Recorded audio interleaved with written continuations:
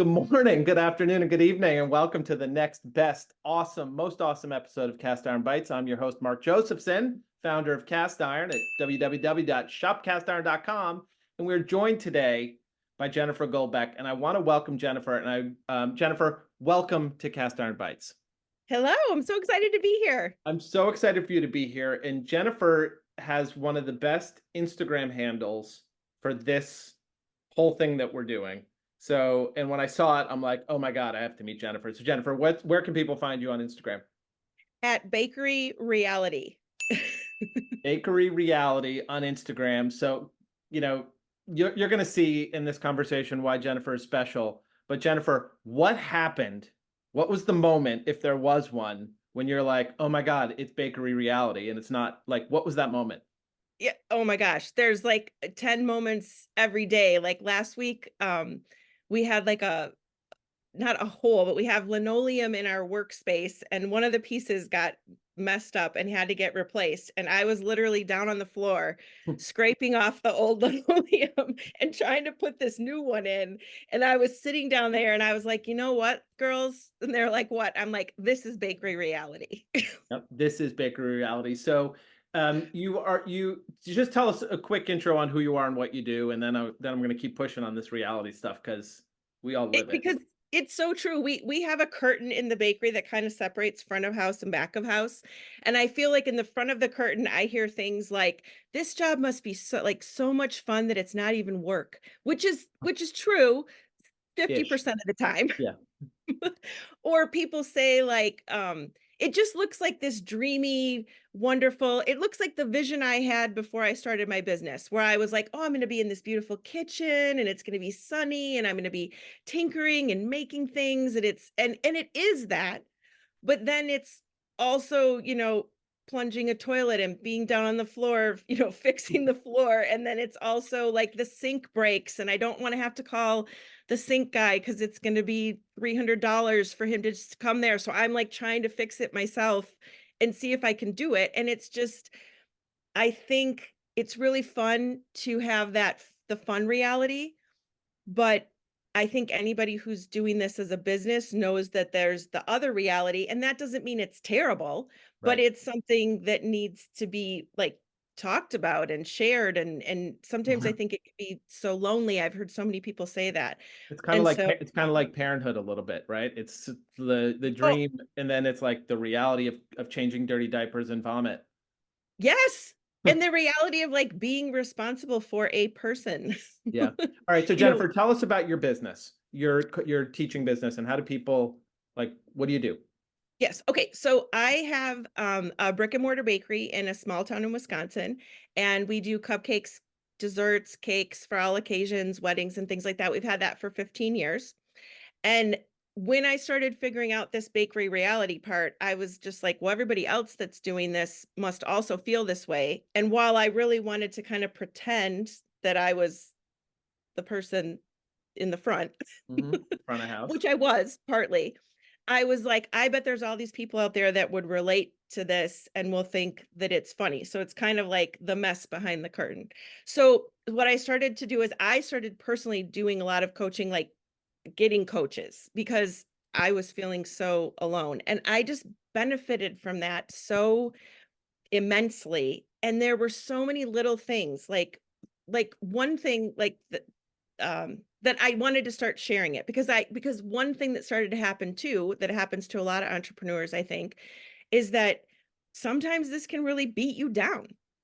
And Hmm. sometimes like all the joy and the excitement and the energy that you had when you were first starting can just really there's a lot of joy suckers in entrepreneurship. Yeah. And if you can't manage that, I think that's why a lot of people don't succeed. It's not because they don't know something amazing or have an amazing product. It's because the joy can get sucked out of you. And I don't mean to say that in like a negative way, like being an entrepreneur is a joy sucker, but I think you have to learn how to like nourish the joyful parts that got you excited about your business in the first place and then block out or like minimize the things that are sucking your All right. joy. Let's take a breath and break that down a little bit because there's so much in there. And I'll remind people that they can go to Baker Reality at Baker Reality on Instagram to connect with Mhm. you. Yeah, And for sure. you're coaching bakers, both retail and at home bakers. And Yes. what are the things that you teach them? Give me three things that you teach them. How to take the power back in certain situations. Like one awesome thing that I Yeah, really wanted to talk about today was pricing. great. And Talk so about pricing. And many, then I want to come back to nourishing and yes, minimalizing. yes. Nourishing Okay. joy And and this will minimalizing be joy suckers. But let's talk this about will be pricing. part of that. This is going to be part of that story. Okay, good. So I'm sure that everybody who's watching this and probably you've seen it too. You've seen those reels and memes about, and they kind of have like a negative edge to them, but they're all stemming from a customer that came in and Mm, devalued you yes. by complaining about your prices, by acting like you were rude by charging prices and not doing exactly what they wanted. And a lot of times it's something like, somebody came in and wanted a lobster dinner, but they only want to pay for a hamburger. Mhm. And then you just feel that's a joy sucker. It is a joy sucker. Yeah. So, but what I think we need to do, I mean, I get the commiserating part where your other bakers see that and they're like, yeah, I had a customer like that, and those customers suck, and you know, etc. Right. But I Pity think party. that what? A pity party almost. Yeah. Yeah. I think there's pity, but then there's also like you want to be seen and heard and understood. So Mm. when you see those, you're like, yeah, that happened to me, and it makes you feel like you're normal. Like though, like it's Yeah, not you right, they're right. I'm not devaluing. alone. This happens Right. to You're not me. alone. But I think that like in the coaching that I like to do, I want to take that one step farther because that customer who's coming in is going to keep coming in. That one customer who doesn't see your value. And instead of spending our time and energy letting that devalue us and deflate us, and then we're sitting there trying to figure out a way to nurture that customer that we don't even really want because you see that person's name and you're like, oh God, it's Katie. And last time she was a nightmare, Yep. because, and not because she's a nightmare person, but just because there's that, it's hard not, when you have a personal business, it's hard not to take those things personally. Yes, I know because I'm the founder of Cast Iron, and it's like everything that goes wrong, I feel 10x more than I feel the good moments that Yes. happen. Okay, yes. Yeah. So, what I think is really important, Take it a step farther. So, yes, okay, is like what piece of this, because I've been over this with my staff too, because it's the same, because these things can turn into such a virus, because then you're bitching about it with your staff, and then it just turns into this whole like thing, which, like I said, is great, but to not, it's not great, but it's great to get that off your chest. But yeah. then the next step after that is like this keeps happening. It keeps being a joy suck. And how can we put an end to this for us and for them that's going to work for everybody so it's a win-win? So what I suggest to my customers and to like my coaching customers and to my staff is that we need to stand firm in our value, but we're not going to do that by getting shitty with our customers because I don't want to get into a whole debate about why I'm charging what I'm charging, that the economy's this, eggs or that. Like, it's just, it Oh, falls okay. on deaf Wasted ears. calories. Yes. Okay. So, what we want to do is what piece of this can we control? And the piece of this that we can control is the narrative. And so now I have almost like a script that I've got, and it's not a script like it needs to be fake, but with my Clients. front of house people. So somebody comes in and they're just like, I want this cake, blah, blah, blah, blah, blah, blah, blah. And then you give them the price and they're like, what? That's crazy. Or, they're Yeah. just like, They wow, your react. prices have really gone up. Or they just say something and it's like a stab to your heart. Hmm. But then what we do now is we just say, to them like we have different solutions and alternatives, but those solutions and alternatives have boundaries as being like a lower level, not, it's not a lower level tier of service, like we're still trying to bring the customer joy, we're still trying to do our best, we're still trying to like really deliver to our customers, but we can't do it at a cost to ourselves personally or at a cost financially to the business. Yep. So let's say somebody comes in with this design, and they don't like the price. Then what I tell the girls to do is be like, well, you could say, oh, we did this other cake with this style a while ago. let me try to find a picture of it for you. We could do this, and this would be more in the whatever budget would It's be. interesting because there's a an artist, and I won't name her, one of our customers, and she does a really amazing job at this with her pricing. Hmm. Actually, I will name her because she's awesome and we talk about it all the time. It's Laura Luke at Butterfly Bakes, right?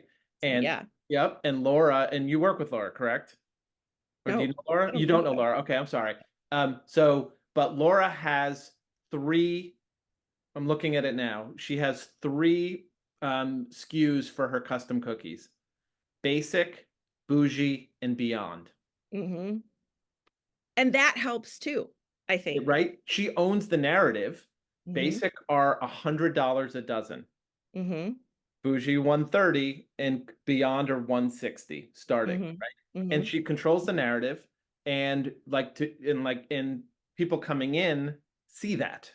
Hmm. And the ones who are going to complain and not do that, they turn and go the other way. So Hmm. I think that's Yeah. really, really interesting. Yeah, It's and good that's exact practice. I mean, and communicating that, I think. And then Yes. what I find happens is, like, we don't know what people's stories are. I mean, we don't know, like, it's so easy to take those things personally. And, like, I'm a work in progress, like, people still get to me. It's not like I'm, like, have perfected this. But I think that when someone comes in like that, right away, I think, I don't know their story. Right. I don't know what's going on with them, and I can't control that. But I'm gonna do my best to serve them in a way that feels integrity filled for me, for them, and profitable for the business. And that's just a non-negotiable. Like, Right. So controlling the narrative, taking that joy-sucking moment, mhm. um, and turning it into something better. Can you talk maybe about, so that was one thing I asked for one thing that you do in your coaching Oh business. yeah, sorry. What is another thing? Maybe it's a common mistake or a common aha moment in your classes where people behavior or outlook or perspective changes. I would say that, well, another thing that I think is a big thing that people Yes. don't do, or Great. oh, okay, no, I've got one for you right now. Okay, great. I think it's people, I'm done with people devaluing themselves for where they are. Hmm. So, like, I just taught a class in New York. I was teaching like a hand lettering class because I love writing on cakes. And this lady was in there, super sweet lady, very talented, and she said, "Well, but I'm just a home baker." And Hmm. I was like, "No, you're an artist." Like, I think that we just tend to right away do that, and that's so that's such a disservice to us, because no matter what level you're at, you still have something to offer. You still have a talent. You're still sharing. We're all learning and growing. And as you know, big companies that are perceived as like super successful have their own problems. Yeah, I wonder, I imagine that we all do that to protect ourselves from getting hurt, that we're stepping too far out. Um, like instead of saying, "Oh, I'm just a home baker, so don't expect so much of me, so you won't be disappointed and you won't make me feel bad for being disappointed." So how do you coach people to get over that or get around or deal with that?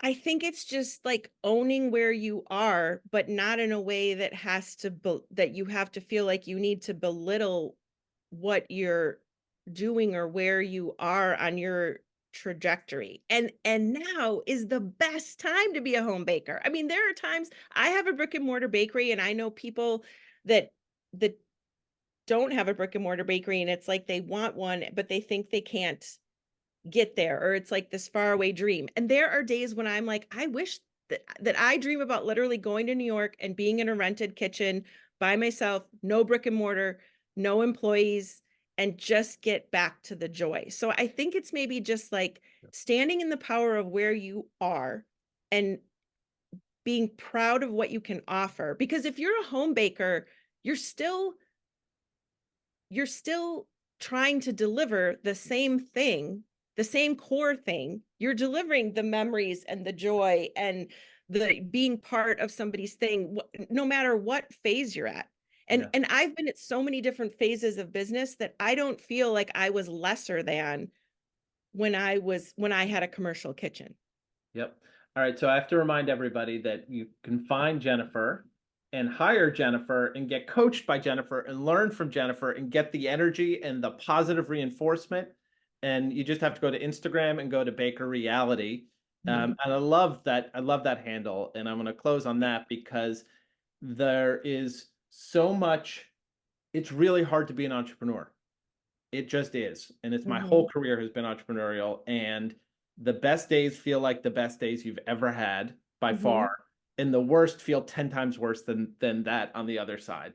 And Mhm. coming to I'm a huge believer in coaches to help you through the process of that Mhm. and give you some perspective. And I imagine your clients are your students are really, really lucky to have your energy and your perspective and Oh, history thanks. there, Jennifer. So thank you. So I have three quick questions for you. You said you watched a couple episodes, so you might actually know these questions. I actually didn't watch to the end because I didn't want to know what they were. Oh, you're the best. All right. So the first question is, what's the best meal you've ever had?